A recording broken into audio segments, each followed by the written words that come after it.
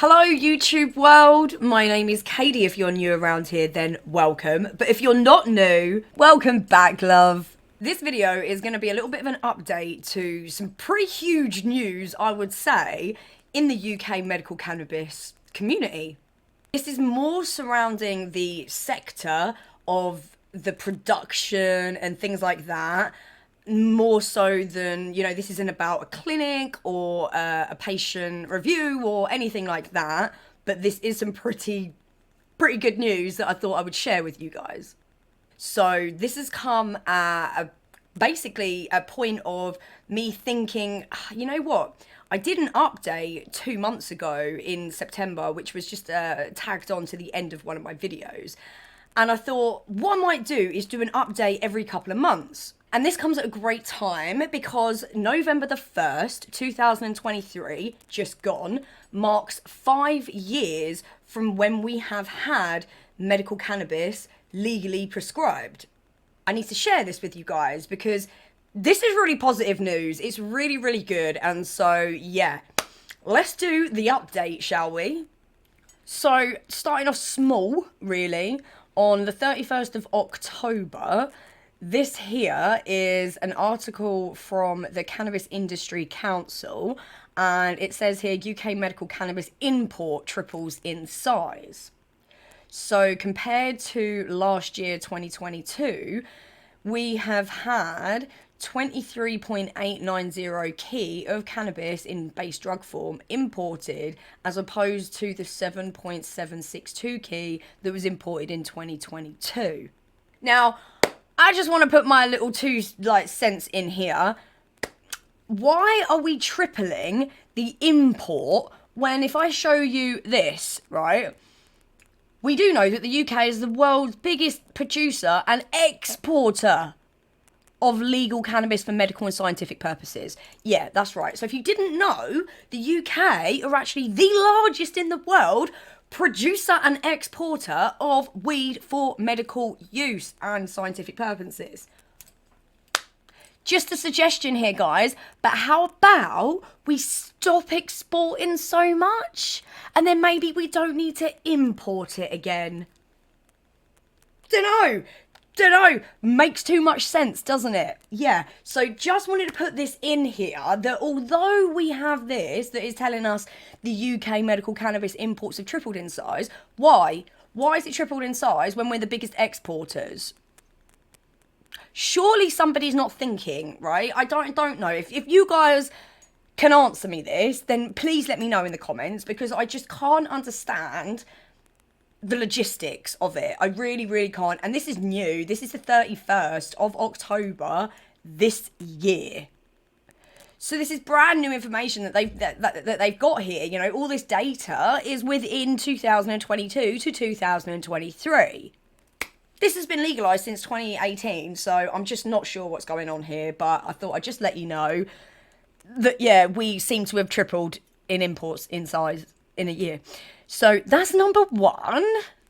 So moving on to some good news, not just talking about the imports and exports.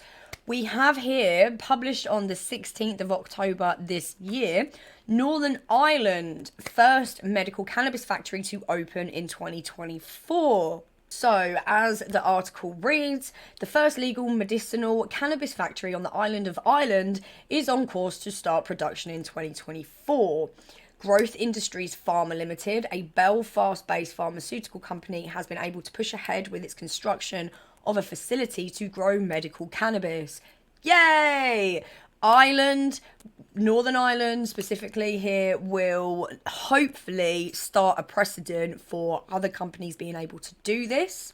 I do know that it's a lengthy task, so this would probably be over a couple of years for them to get the licensing and everything that you need to get in place. However, this is excellent news. They do not need to keep importing it from Netherlands. This comes at a time when the UK's medical cannabis industry is predicted to be worth over 453 million by 2026. Almost a quarter of the total European market by that time. That's huge. But then if we go down here into 2028, it says that further reports from the IMARC group have found that the global medical cannabis industry is forecasted to reach $57.4 billion by 2028. That's a huge jump. I mean, obviously this one here says £453 million, and this one here is $57.4 billion. However, even if you converted that, back into pounds, that's a huge increase from 2026 to 2028. That is huge. I mean, yeah, I was just about to say, creating the opportunity of thousands of jobs, hundreds of thousands of jobs, at a time when the cost of living crisis and soaring inflation are dealing with heavy blows to the UK's economy. Exactly. If we can get cheaper medicine, I mean, I know the ultimate goal is to get it on the NHS, but, let's not hold our breath about that. But if we can get some cheaper medicine by not being able to, to cut the middleman down, the import fees and things like that, growing it straight from the UK, giving it straight to the patient, hopefully we can get it for, a fraction of, well, not a fraction, but a slight less more than what we're paying at the moment. So, to follow on from Northern Ireland's first medical cannabis facility to open in 2024, we have Grow Pharma and IPS, of course, not forgetting IPS, have partnered with a Midlands-based medical cannabis producer called, and I'm sorry if I butcher this, Dalgety. So I'm going to expand upon this even more. This news came on November the 3rd, 2023. So super, super fresh, right, guys? And as the title says, this is a game changer for the cannabis sector. The UK's first domestic cannabis-based medicine is slated for rollout by the end of this year. This is insane. So here, guys, basically Grow Pharma and IPS Pharma have partnered with Dalgety, who are in Midlands based, and they are going to be the first UK grown cannabis medicine facility.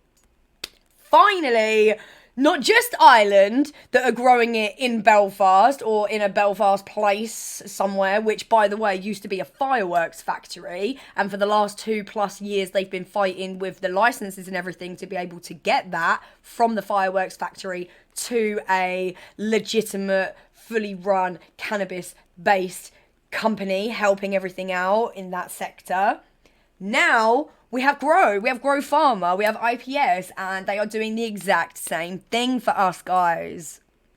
This is huge news. Like, this is absolutely huge. Like, when you look on the back of your tub and it says, produced in Barcelona, produced in, Canada, produced in wherever. Most of the time it actually goes like through Germany and that, but, that's another video. But we have not got any medical cannabis where you look on the back of that little pot that gets delivered to you and it says produced or grown and created, produced in the fucking UK. We do not have that, and we are UK patients. I'm so excited. Finally. Like I say, we're the biggest exporters of this shit. We're the biggest exporters of it. Yeah, why are we not growing it ourselves for our own patients? Well, Grow Pharma must have, asked that question over 2 years ago. Absolutely brilliant news. And there is a Canadian horticulturist expert called Brady Green, and he is the one who is the lead cultivation person at Dalgety. So he has major experience. I believe it's 15 years plus experience over in Canada and over here working with medical cannabis. So it says here, Midlands-rooted medicinal cannabis producer Dalgety has forged an alliance with Grow Pharma and IPS Pharma, its permitted JV partner. This synergic partnership paves the way for supplying industry-standard THC-dense prescription drugs to the UK market. Kickstart in 2021, Dalgety won approval for a home office license. This illuminated the path to grow and process EU GMP grade higher THC medical cannabis at their local facility. This forward leap puts Dalgety on the march towards releasing its debut product by 2023. So we could be seeing this as early as the end of the year, guys. This would represent the first UK cultivated cannabis-based medicine outfitted for patient prescriptions. Yes. What do you think about this? This is huge news. I don't know. I thought this was huge news. What do you think about this? Are you happy about this? Like, the amount of people that I see comment that are like, oh, well, it's grown here, it's grown there. You know, they don't do it right. They don't do it right. Do you think the UK is going to do it right? Do you think we're going to have to, right? We can't do it outdoors. We don't have the bloody climate, do we? So we're going to have to do it indoors properly. And hopefully the supply is just going to be just there for us when we need it. And the last bit of news that I wanted to show you was quite a tearjerker, to tell you the truth. As I said before, I don't read newspapers, I don't look at the news or anything like this, so I was surprised, yet happy, and also sad to read this article. So this comes at the 8th of November, 2023, so again, super recent, it's literally a couple of days ago. And this is about desperate families that marched to Downing Street in fight for medical cannabis prescriptions. There is a campaign called End Our Pain, and they are fighting pretty hard by the looks of it for medical cannabis to be on the NHS. So to go down, just to see a few bits here, End Our Pain director Joanne Griffiths, who spends £1,900 a month on the drug for her epileptic son Ben, 14, told the Mirror only 2 cannabis prescribers in the UK provide for children, and their books are full. If one of them shuts down, many children will lose access to their vital drugs. Why is there not more? I don't understand this.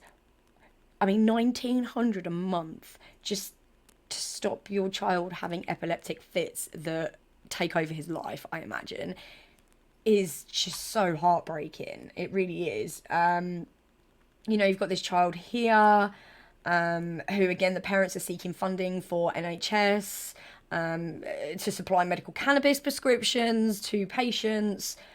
Sadly, though, this is not the case yet. We do not have this. There is another lady here, Lucy Griffith. She spends £300 a month on her medical cannabis for her epileptic son, Alfie.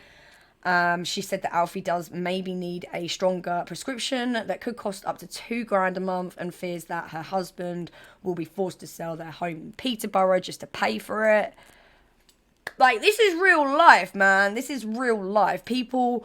You know, I don't have kids. I don't want children in life. I personally am I can't be dealing with that. However, I could not imagine having a child that needs this medicine so much so that you would have to sell your house. Like, you absolutely would. Like, there's no way you would see your child in pain. Like, do you know what I mean? You absolutely would. If you owned a house, you would. You would sell your house and then just go fucking rent or whatever. Do you know what I mean? You do anything you do, what you can do to help your child.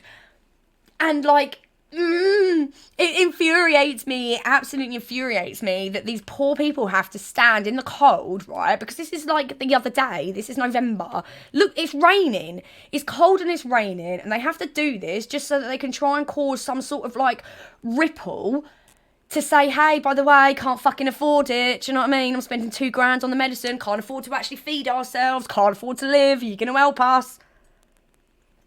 It blows my mind. It blows my absolute mind.